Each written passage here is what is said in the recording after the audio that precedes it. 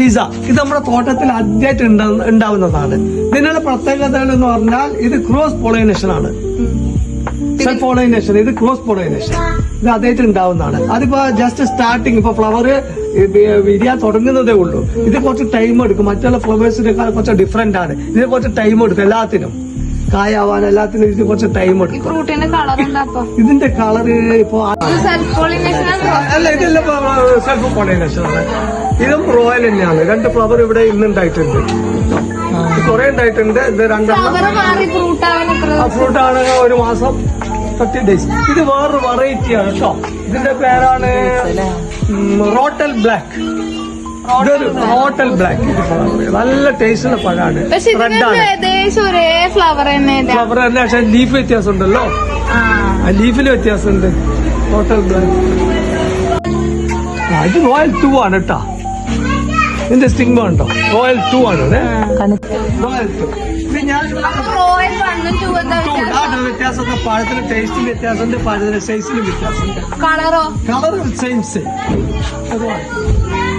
അതല്ല, അത് ഇതിന്റെ ഫ്ലവർ കണ്ട. ഇതിന്റെ സ്റ്റിഗ്മ നോക്കാം. അതിന്റെ സ്റ്റിഗ്മ വ്യത്യാസമുണ്ട്. സ്റ്റിഗ്മ എന്ന് പറഞ്ഞാൽ സ്റ്റിഗ്മ.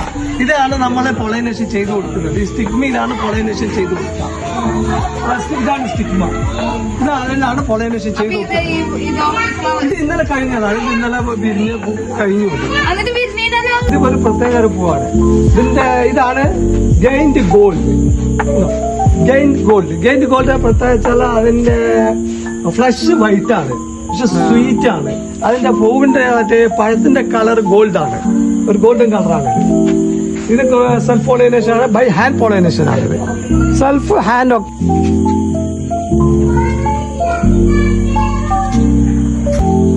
ഇത് പരാഗണം ഞാനിപ്പോ ചെയ്യും.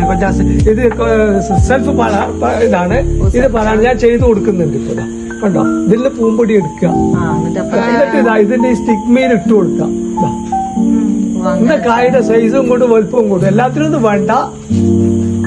ഇത് മൊറോക്കനാണ്. അപ്പുറം ഇപ്പുറം അങ്ങനെ ഇതില്ല. അതുണ്ട്. അതാണ് ക്രോസ് പോളിനേഷൻ അവിടെ ചെയ്ത് കൊടുക്കും. ഇവിടുന്ന് പൂമ്പൊടി എടുത്തിട്ട് അവിടെ കൊണ്ടുപോയിട്ട് ഇപ്പൊ ചെയ്ത് കൊടുക്കും. അങ്ങനെ ഫ്ലവർ അല്ല, ഫ്ലവർ കായായിട്ട് ഉണ്ടാവുന്നത്.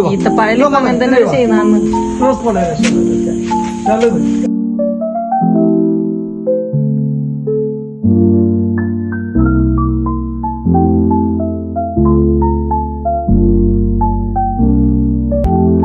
നമ്മൾ അവിടുന്ന് എടുത്ത പൂമ്പൊടിയാണ്. അതിനിപ്പോ ക്രോസ് പോളിനേഷൻ ചെയ്ത് കൊടുക്കുക. അതിന്റെ സ്റ്റിഗ്മയിൽ നമ്മൾ പൂമ്പൊടി ഇട്ട് കൊടുക്കുക.